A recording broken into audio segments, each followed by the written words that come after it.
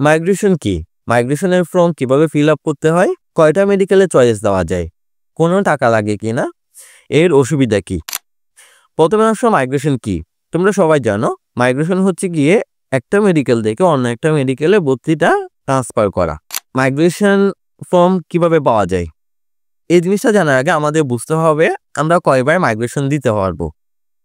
Migration কয়বার দিতে পারবো এটা নির্ভর করে প্রতি বছর কয়টা মেডিকেলে সিট খালি হয়, কয়জন স্টুডেন্ট ভর্তি হচ্ছে না, এইসবের উপর। এখন আমরা যখন মেডিকেল ভর্তি পরীক্ষা দিয়েছিলাম তখন 3বার মাইগ্রেশনটা হয়েছিল। এরপরের বার 3বার দেওয়ার পর অনেক দিন পর 4র্থ মাইগ্রেশন হয়েছিল। গতবারও সেম, প্রথমে 3বার মাইগ্রেশন দেওয়ার পর বলে হচ্ছে কি আর কোনো মাইগ্রেশন হবে না, কিন্তু এই কয়েক মাস পরে আবার 4র্থ মাইগ্রেশন দেয়। সুতরাং তোমাদেরও সেম 3টা অথবা 4টা মাইগ্রেশন হইতে পারে। এখন আসো আমরা ফর্ম কিভাবে পাবো। যখন মেডিকেলে ভর্তি হইতে যাবা তখন তোমাকে অনেকগুলা ফর্ম ফিল আপ করতে হবে। তার মধ্যে একটা ফর্ম হচ্ছে গিয়ে মাইগ্রেশনের ফর্ম।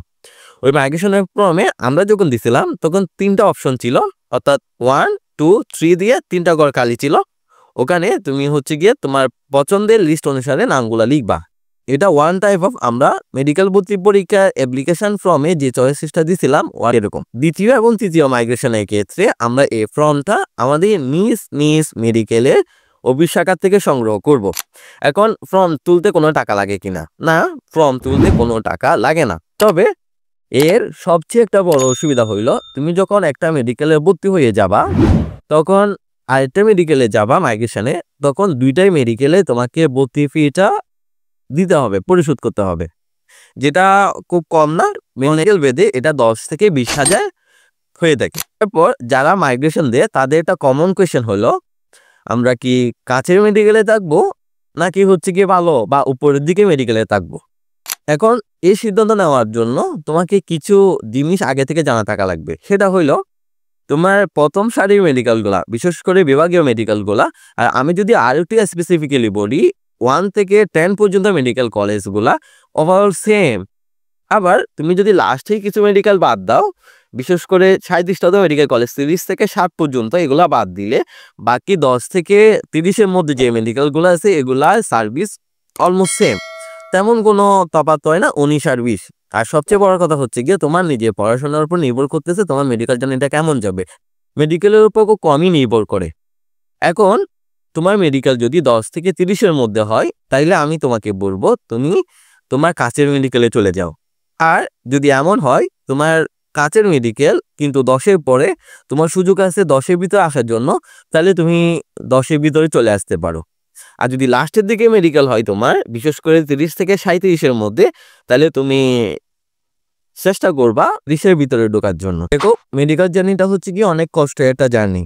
এখানে তুমি খুব তাড়াতাড়ি হতাশ হয়ে যাবা, বেশিরভাগ টাইমে তুমি ডিপ্রেশনে থাকবা।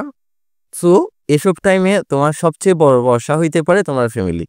আমি লিটারালি দেখেছি আমার যেসব ফ্রেন্ডরা বাসায় থাকে তাদের আমাদের তুলনায় কম হতাশা কাজ করে।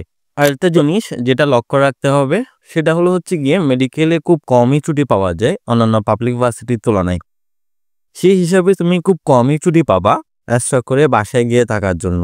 তো এখন তোমার বাসার দূরে হলে কি সমস্যাটা হয় জানো, ওই মাঝখানে 1-2 দিন যে টাইমটা পাওয়া যায় ছোটো ছোটো বন্ধগুলো ওই সময় আর বাড়ি যাওয়া হয় না। তো মাঝে মধ্যে এমন হয় অনেকে 2 মাস পর 1.5 মাস পর হচ্ছে গিয়ে বাসায় যায়, যেটা মানে ওদের মেন্টাল কন্ডিশনে অনেকটা এফেক্ট ফেলে। সো তুমি যদি হোমসিক কও তাহলে তোমার জন্য তোমার কাছে মেডিকেলই বেস্ট। তো পরও মাইগ্রেশনে কিছু অসুবিধাও আছে। একটা টাকার কথা যেটা বললাম, আর একটা অসুবিধা হচ্ছে গিয়ে তুমি যখন প্রথমবার কোনো একটা মেডিকেলে চান্স পাবা ওই মেডিকেলটাকে তুমি নিজেই ওন করবা। তোমার লাইফের প্রথম মেডিকেল হচ্ছে গিয়ে সেটা। এখন ওখানে গিয়ে তোমার যে বন্ধুত্বগুলা গড়ে উঠবে সেটা কখনো দ্বিতীয়বার নতুন মেডিকেলে গিয়ে গড়ে উঠে না, উঠলেও খুবই কম। আর একটা বিষয় হচ্ছে গিয়ে দেখো তুমি যে মেডিকেলে যাবা ওই মেডিকেলে যারা আগে থেকে ছিল তাদের নিজেদের মধ্যে আগে থেকে একটা বন্ড তৈরি হয়ে গেছে।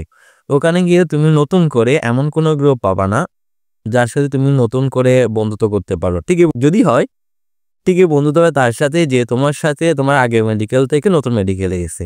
সো এই জিনিসগুলো একটু লক্ষণীয়। আর একটা জিনিস হচ্ছে গিয়ে বিশেষ করে 2nd, 3rd এবং 4th মাইগ্রেশনের ক্ষেত্রে সেটা হচ্ছে গিয়ে অনেকগুলা পড়াশোনায় ইতিমধ্যে হয়ে যায় মাইগ্রেশন হওয়ার আগে, যার কারণে নতুন মেডিকেলে গিয়ে খাপ খাওয়ানো অনেকের জন্য কষ্টকরও বটে। সো যদি তোমার কাছে মেডিকেলে যাওয়ার কোনো সম্ভাবনা নাই থাকে, তাহলে মাইগ্রেশন একদম না দেওয়াই বেস্ট। দিলে কাছের মেডিকেলে যাও, আর যদি না দাও তাহলে যে মেডিকেলে আসো, যে মেডিকেলটা তুমি তোমার মেডিকেল রেজাল্টে পাস্টে দেখেছিলা, যে মেডিকেলটাকে তুমি নিজে ওন করো, যে মেডিকেলে তুমি চান্স পাইছো বলে সবাই পোস্ট দিয়ে বড়াই ফেলছে, যে মেডিকেল এখন তোমার পরিচয়, ওই মেডিকেলেই থেকে যাও। সুতরাং যা করবা একটু ভেবে চিনতে, তোমার মা বাবার ইচ্ছাকে প্রাধান্য দিয়ে, তোমার ইচ্ছাকে প্রাধান্য দিয়ে করবা। যদি ভিডিওটা তোমার ভালো লাগে প্লিজ সাবস্ক্রাইব করে দিও, প্রয়োজনে কমেন্ট করতে পারো। Best of luck everyone.